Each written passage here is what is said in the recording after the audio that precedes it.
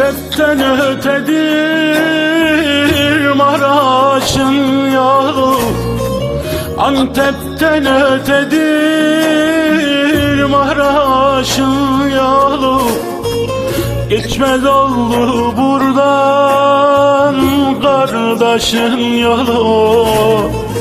Kapımı çaldı da bir kara haber, kırıldı gönlümün kanadı kolu.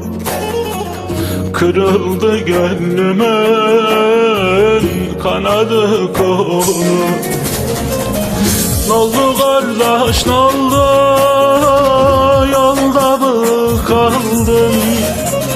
Doluya mı düştün, karda mı kaldın? Bir zalim elinden yaramı aldın.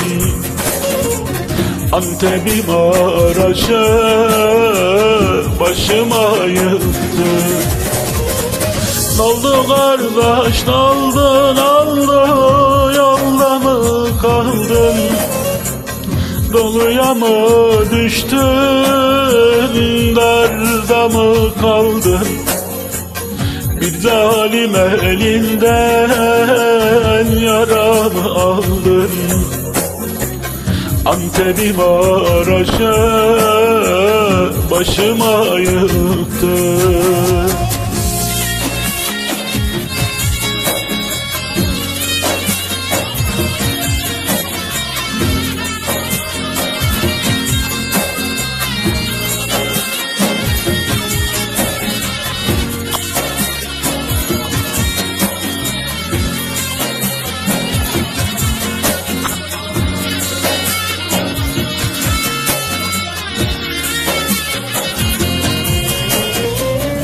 Geleceksin diye gözüm yoldaydı, geleceksin diye gözüm yoldaydı.